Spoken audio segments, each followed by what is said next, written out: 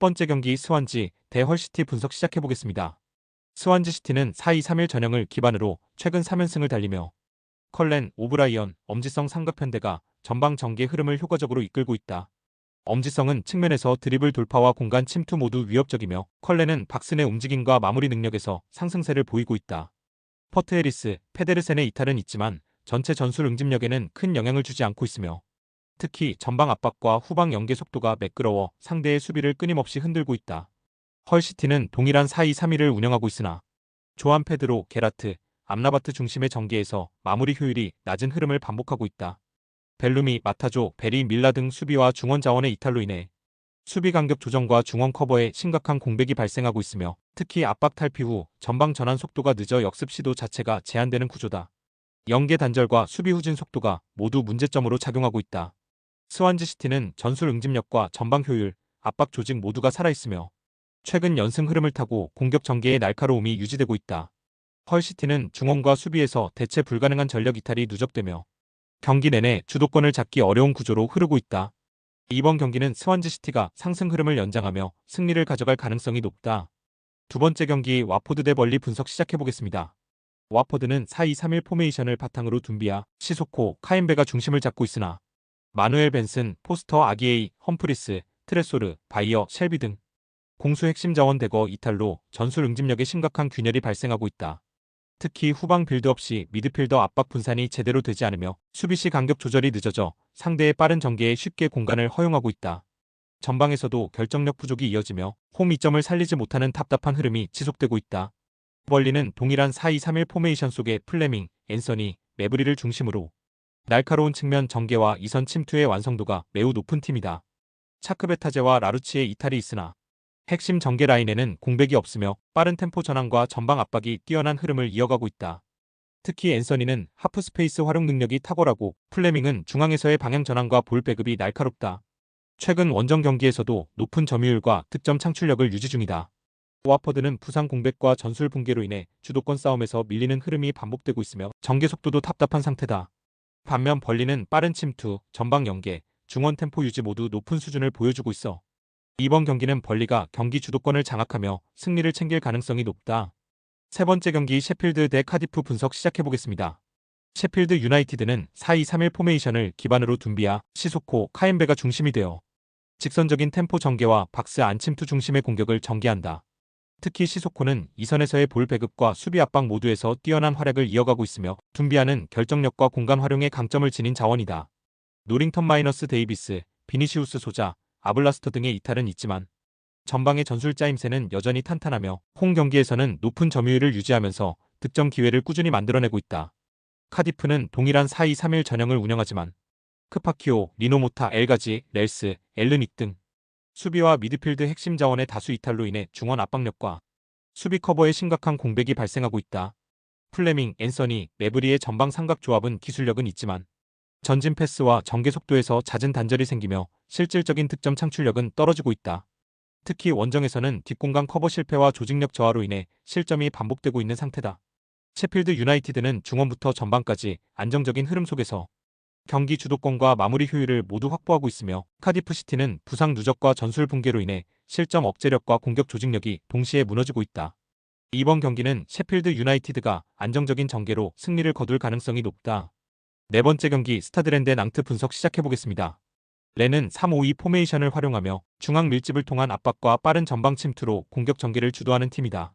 무사 알마이너스타마리는 최근 요르단 대표팀에서부터 이어진 압도적인 골 감각을 리그에서도 이어가며 결정력의 정점을 찍고 있다.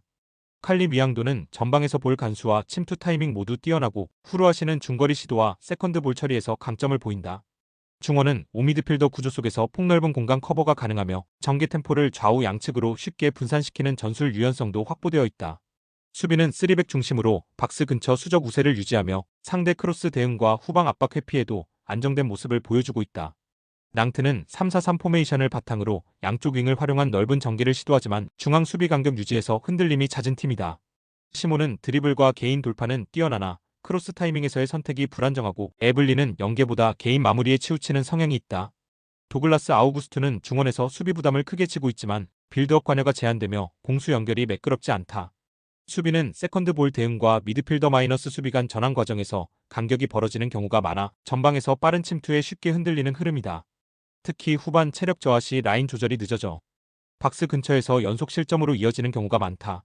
레는 무사 알마이너스 타마리의 최근 절정의 득점 감각과 칼리 미양도의 전방 연계, 그리고 중원 압박 조합이 유기적으로 돌아가는 구조로 전술 안정감이 매우 높은 상태다. 반면 낭트는 공격 루트의 다양성 부족, 수비 조직의 간격 붕괴, 체력 저하 시 대응력 저하까지 복합적인 문제를 안고 있다. 이번 경기는 렌이 흐름을 완벽히 주도하며 클린하고 전술적인 승리를 거둘 가능성이 매우 높다.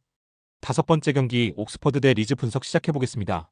옥스퍼드는 4-2-3-1 포메이션을 기반으로 브래드쇼, 마토스, 밀스가 전방을 이끄는 구조이나 테르 아베스트, 브라운, 무어 등 핵심 수비 자원의 이탈로 인해 조직력과 커버 밸런스가 무너진 상태다. 중원 압박이 느슨해 전방 압박 시도도 연결되지 않으며 골 결정력에서도 마무리 부족 현상이 반복되고 있다. 최근에는 후반 집중력 저하로 인해 역습 실점이 자주 발생하고 있는 흐름이다. 리즈는 리그 1위를 달리는 팀답게 4-2-3-1 포메이션 내에서 전술 완성도와 공격 패턴의 다양성이 돋보이는 팀이다. 피오레, 솔로몬, 에론스는 이선에서 빠른 패스 전개와 박스 침투를 번갈아 시도하며 측면과 중앙을 모두 활용한 입체적인 전개를 주도하고 있다. 스트라이크와 로스웰이 이탈했으나 전방 템포 유지에는 전혀 무리가 없으며 상대 실수를 유도하는 압박과 전환 속도도 매우 매끄럽다.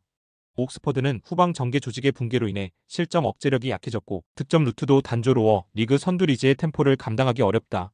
이번 경기는 리즈가 전술 우위를 앞세워 경기 흐름을 완전히 장악할 가능성이 높다. 여섯 번째 경기 에스파뇰 대 헤타페 분석 시작해보겠습니다.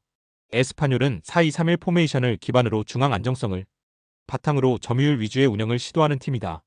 로베르토 페르난데스는 최전방에서 제공권과 연계 능력은 우수하나 단독 마무리 상황에선 기복이 잦은 타입이다. 안토니오 로카는 측면에서 전개 속도는 좋지만 침투 루트가 예측 가능해 위협도는 제한적이다.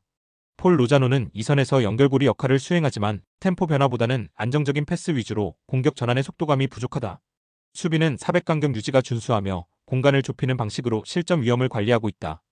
헤타페는 4-4-2 포메이션을 바탕으로 수비적인 압박과 직선적인 전방 전개에 초점을 맞춘 팀이다. 후안미는 공간 침투에는 강하지만 볼 공급이 원활하지 못한 경기에서는 고립되는 빈도가 많다. 우체는 중거리 슈팅 능력은 뛰어나나 박스 근처에서의 연결 플레이는 단순한 흐름에 치우친다. 아람바리는 중원의 압박과 수비 전환 속도는 좋지만 빌드업 전개에서의 창의성은 제한적이다. 디에고 리코가 퇴장으로 결장하지만 400구조에서 좌우 밸런스를 유지하는 전술적 커버가 가능한 편이다. 에스파뇰은 점유율과 템포 조율은 갖췄으나 결정력과 공격 전환의 속도에서 한계를 보이고 있고 헤타페는 수비 안정성과 역습 의도는 있지만 전개 다양성과 마무리 효율이 아쉬운 상황이다. 디에고 리코의 공백이 수비 운영의 일부 변수는 되겠지만 전체적인 조직적 대응은 유지될 수 있는 구조다. 이 경기는 양팀이 상대의 약점을 공략하기엔 결정력이 부족하고 수비는 서로 무너뜨리기 어려운 구도이므로 무승부 흐름이 가장 자연스럽고 설득력 있는 결말이다. 스포츠 당첨에 제일 중요한 건 조합입니다. 각 팀 분석을 잘한다고 하여도 조합을 못할 경우 큰 배당을 가져가지 못하는 거 다들 아실 겁니다. 그리고 유튜브에 조합을 올려드릴 수 있지만 좀 더 자세한 정보들과 배당 흐름 및 각종 이슈 등 경기 전까지 어떻게 될지 모르니 조합을 빠르게 유튜브에 올려드릴 수 없는 점 양해 부탁드립니다.